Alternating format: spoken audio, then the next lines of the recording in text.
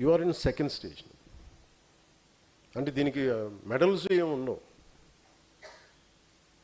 ఇది మన కోసం మనం చేసుకునే పని. నాకు ఎవరు గుర్తిస్తారని కూడా నేను చేయలేదు. నేను నా కోసం నా నేల అనుకుని చేశాను, నా దేశం అనుకుని చేశాను. అందుకే ఒక ఉద్యమించే మనస్తత్వం నుంచి ఒక సాధకుడిగా మారి 12 సంవత్సరాల పార్టీని ఓటముల మీద ఓటములు తీసుకుంటూ తిట్లు మీద తిట్లు తింటూ ఇక్కడ దాకా తీసుకొచ్చానంటే ఎంత బలం ఉండాలి మీరు ఆలోచించి, ఎంత తట్టుకునే శక్తి ఉండాలి. నా చేతిలో ఉన్న ఉంగరంకున్న ఈ భగవంతుడి శక్తి తప్ప నా దగ్గర ఇంకేం లేదు. నా దగ్గర కన్నీళ్ళు పెట్టేసుకుంటారు చాలామంది, కదిలిపోతారు, పారిపోవాలనుకుంటారు. మీకు తెలుసు ఇలాంటి బాధలు ఎలా ఉంటాయి. కానీ నేను నిలబడ్డాను దానికి. దేనికంటే నేను ఒక్కడిని వీగిపోతే చాలా లక్షల మంది నన్ను నమ్మేవాళ్ళు బలహీనపడిపోతారని చెప్పి అలాగే తట్టుకుని ఉంటా ఉండేవాడిని. ఎప్పుడు మాట్లాడి నన్ను ఎంత కన్వీనియంట్గా తిడతారంటే, నన్ను ఒకసారి ఏమో కుల ప్రస్తావన పట్టుకొస్తారు. నేను నిజంగా పూర్తిగా సోషలిస్టిక్ ఐడియాలజీ మాట్లాడినప్పుడు నన్ను ఎవరు అసలు ఇది ప్రాక్టికల్ ఐడియాలజీ కాదండి. మరి ఏది ప్రాక్టికల్ ఐడియాలజీ అంటే నేను కూర్చోబెట్టి కాస్ట్ అంటారు.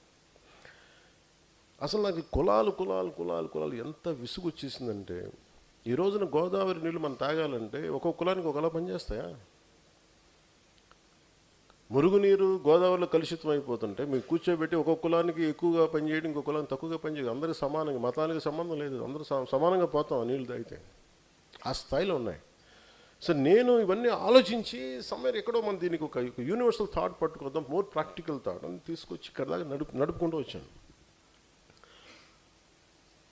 నా మీద ఇష్టంతో బైక్ హారన్లోనూ మనం కూర్చోబెట్టి మన సైలెన్సర్లు పీకేసి బైక్ సౌండ్ల దగ్గర నుంచి వచ్చే యువత ఈ రోజున బాధ్యత గల నాయకులు అయ్యారు చాలా నియోజకవర్గాలు.